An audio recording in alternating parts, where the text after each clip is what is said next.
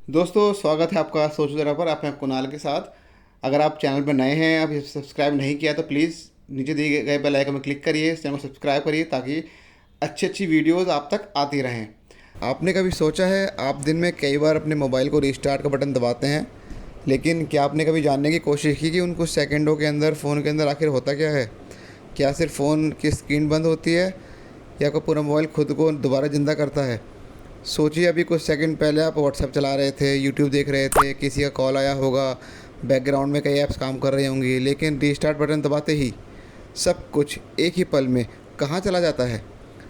हम आपके मोबाइल के अंदर एक ऐसी यात्रा पर चलेंगे जहाँ हर कोई रोज़ करता है, लेकिन बहुत कम लोग समझते हैं कि आखिर ऐसा हुआ क्या। लेकिन इस पूरी कहानी को समझने से पहले आप अपने मोबाइल को एक मशीन मत समझिए, बल्कि एक विशाल शहर समझिए। एक ऐसा शहर जहां करोड़ों छोटे छोटे काम हर सेकंड एक साथ चलते रहते हैं।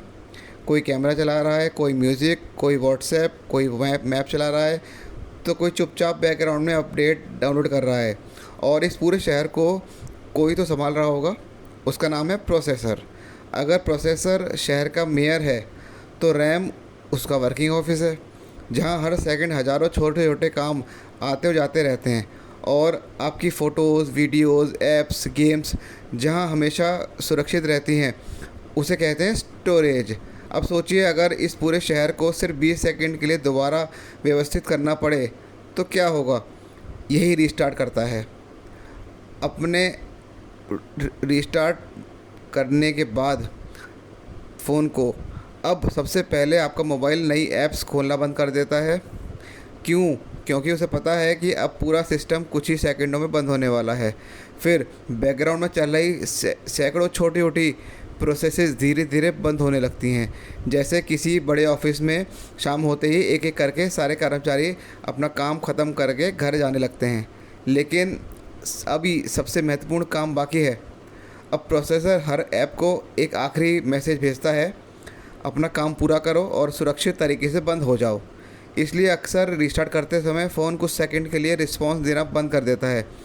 वह ख़राब नहीं हुआ होता, बल्कि हर ऐप्स को सुरक्षित तरीके से बंद कर रहा होता है। यही वजह है कि रिस्टार्ट बैटरी निकालने जैसा नहीं होता, उसमें कि हर चीज़ सही क्रम से बंद होती है।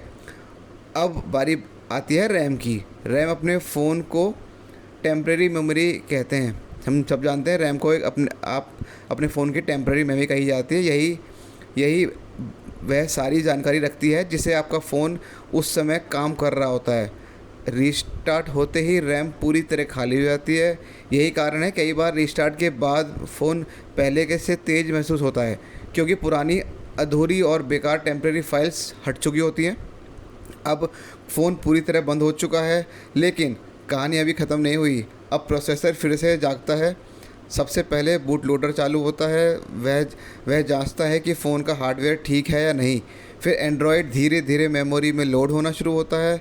एक एक करके सिस्टम सर्विसेज चालू होती हैं। नेटवर्क, वाईफाई, ब्लूटूथ, सिक्योरिटी सब वापस ज़िंदा होने लगते हैं।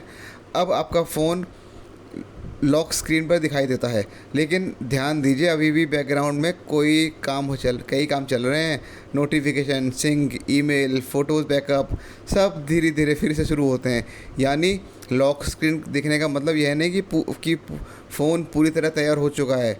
तो अगली बार जब भी आपका फ़ोन रीस्टार्ट बटन दबाएं तो याद रखिए, स्क्रीन बंद नहीं होती, बल्कि आपके फ़ोन के अंदर एक पूरा शहर कुछ ही सेकंडों में खुद को दोबारा व्यवस्थित करता है। और शायद यही वजह है कि एक साधारण सा रीस्टार्ट का प्रोसेस फ़ोन को फिर से नए तरीके से और नई स्टाइल में नए काम करने के तरीके से ले आता है।